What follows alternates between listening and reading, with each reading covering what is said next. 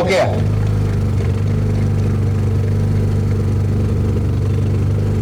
Nitawasiliana na wenzangu kule Wizara ya Fedha ili kuweza kuona uwezekano wa hii fedha ipatikane haraka. Hii ambayo mmesema ikipatikana mtaweza kuendelea kufanya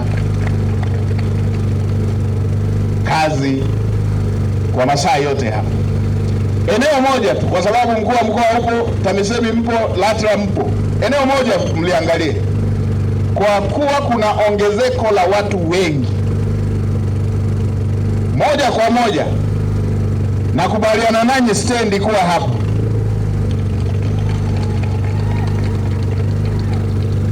Nakubaliana nanyi stendi kuwa hapa. Iwepo stendi hapa magari yanayoanzia hapa kwenda Bagamoyo,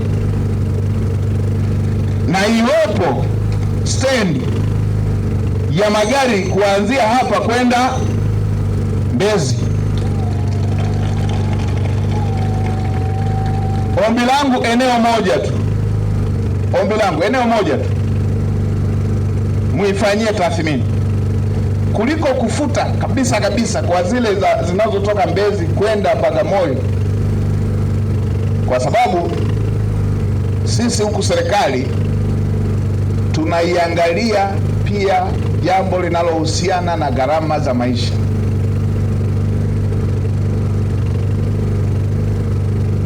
Mimi nimekuwa hapa Dar es Salaam enzio nauli ikiwa ndogo shilingi 150. Kuna siku nilikuwa natembea kutoka pale Tegeta kutoka pale Basiaya naenda mpaka Tegeta kwa mguu, na wakati huo nikiwa nimeshamaliza masters, lakini nikawa naihurumia fedha yangu ambayo nimefanya kwenye kubeba zege kwenye kiwanda cha tofali. Nikawa naihurumia, nataka ifike yote nyumbani. Kwa hiyo tusipuuze kwamba kuna mwananchi anaibana bajeti yake na hana jambo la kufanya hapa, angetamani bajeti yake ile ya nauli akishapanda gari moja iende moja kwa moja.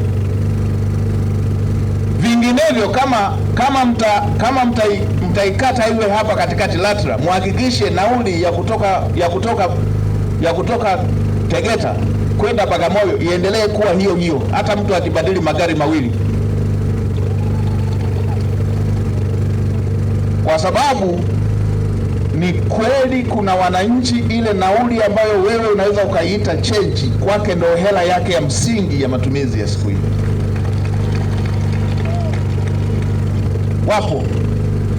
Wapo hata akina mama hapa wanaokuja hapa kufanya shughuli hapa kwenye biashara hapa, na ana mtoto mdogo, anashinda siku nzima, hawezi hata kumpa kitumbua mtoto wake ili abaki na nauli ya kurudi nyumbani. Kwa hiyo TAMISEMI, LATRA pamoja na wenzetu wa ujenzi, wa uchukuzi, wote mnaohusika, haya muyaangalie katika sura hiyo, na mimi mnipe ripoti kabla mjawapelekea wananchi.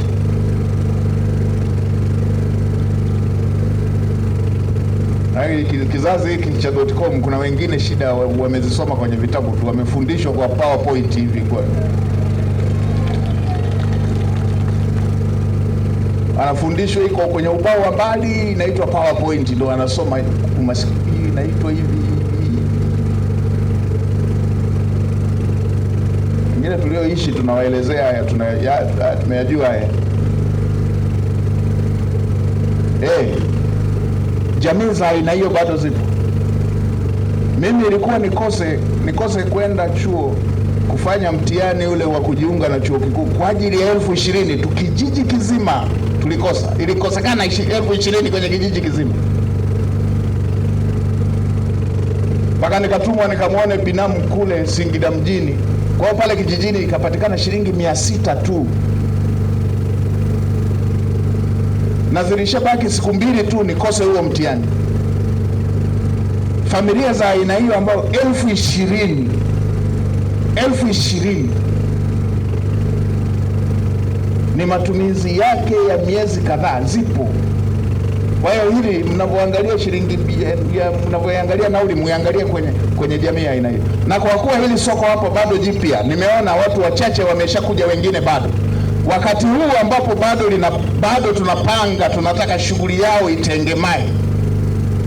Mheshimiwa mkuu wa mkoa upo, mstahiki meya upo, muhakikishe kama mlikuwa mnatoza ushuru hapa, kwa wale ambao wanaanza, muhakikishe unaendana na hali halisi, ama mpunguze ama muache mpaka biashara zitengemae, ama mpunguze uendane na soko hili hapa. Ninyi msihesabu meza tu kwa sababu meza ipo. Meza haifanyi biashara. Wauze ndio wawalipe. Na haya msiamulie ofisini. Mtakuja hapa mtaona shughuli wanazofanya. Mje maafisa biashara, mje muone. Siku zingine hata mkae siku nzima muone wanafanyaje. Kaeni muone. Kaeni muone.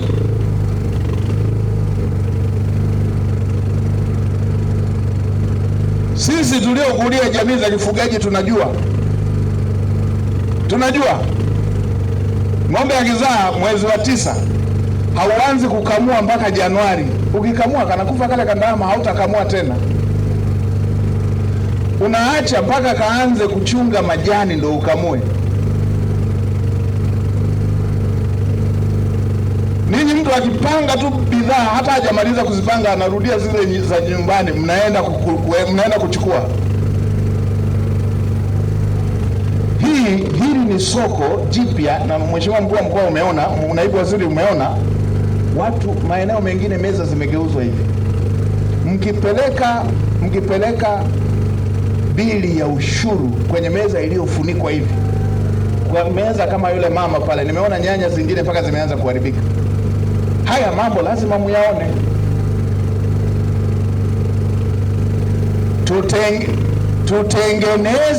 Tutengeneze stendi ikamilike, tutengeneze barabara, magari yakae hapa, wapate biashara, tutavuna fedha ya kutosha,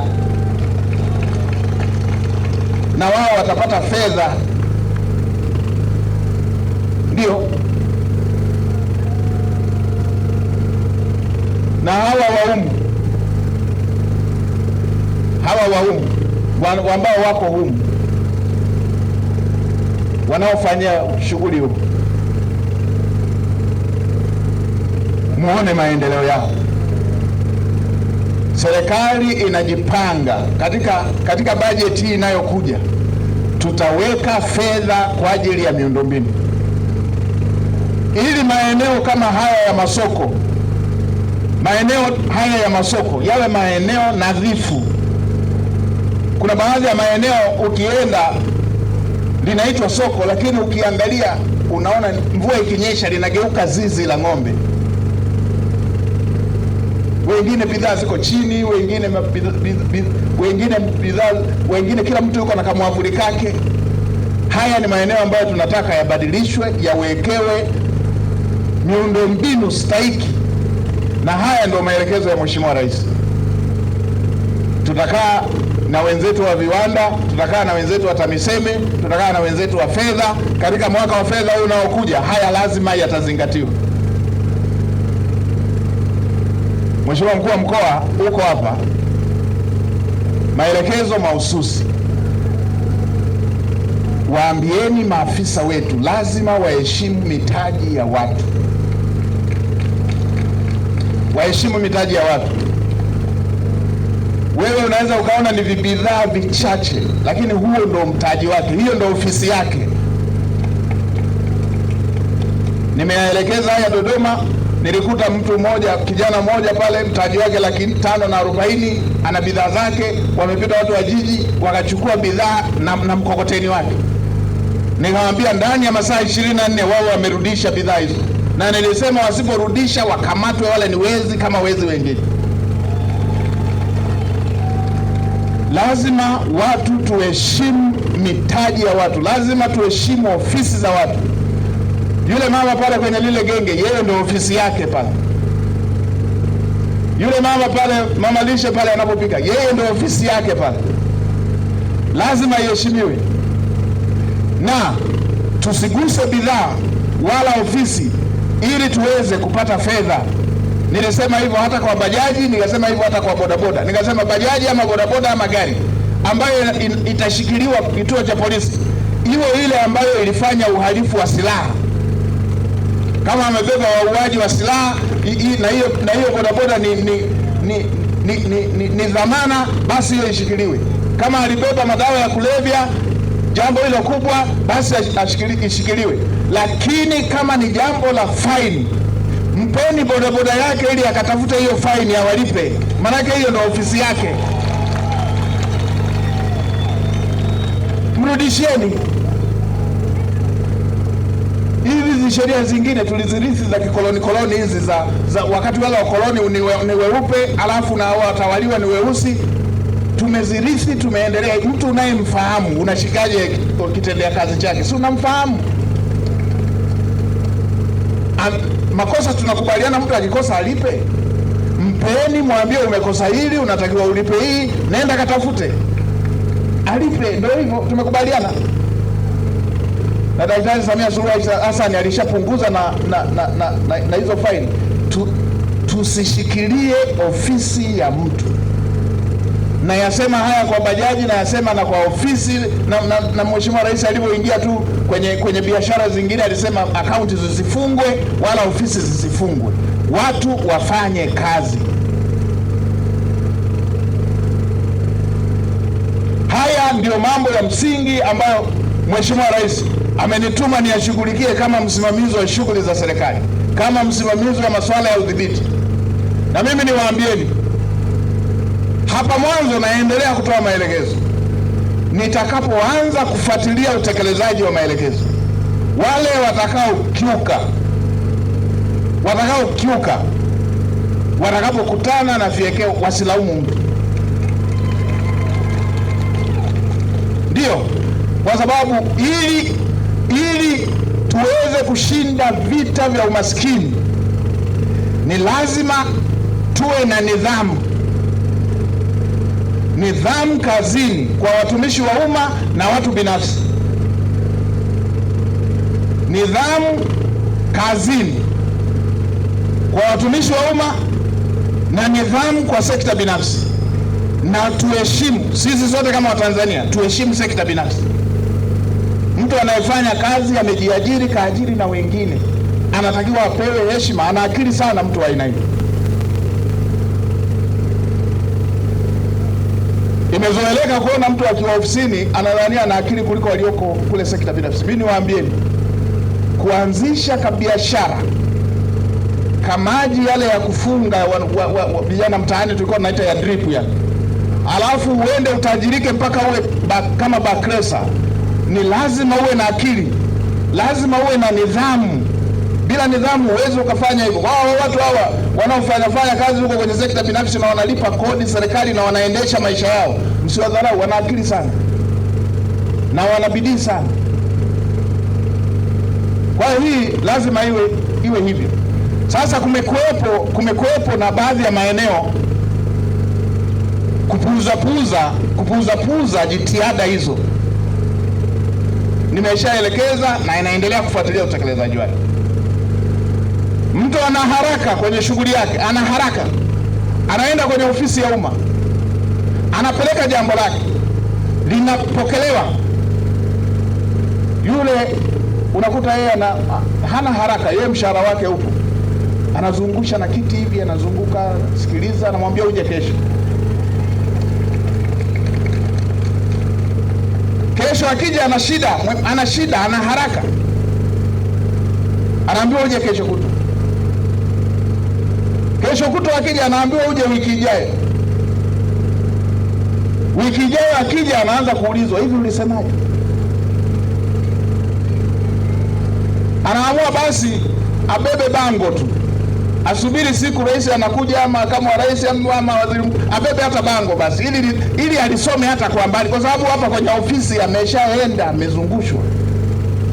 Akibeba hilo bango kwenye mkutano, na hilo bango ananyang'anywa kabla kiongozi mkuu hajafika. Sasa nimesema na haya ndio maelekezo ya serikali. Viongozi ngazi zote hapa tulikuwa tunamalizia mwaka hapa, viongozi ngazi zote, nendeni waliko wananchi. Na ninyi hapa nimewaibia mtihani. Wale walio wa biashara, fikeni sokoni muone watu wana shida gani. Fikeni kwenye kazi watu wanakofanyia kazi, jueni wana kero gani. Inayowazidi nguvu pelekeni ngazi ya juu. Ngazi ya juu isipelekwe na mwananchi moja moja, tunawasumbua. Maana ya ugatuaji wa madaraka ni mwananchi apate huduma pale pale alipo. Suluhisho sio kunyang'anya bango, suluhisho ni kutatua kero yake, hata beba bango.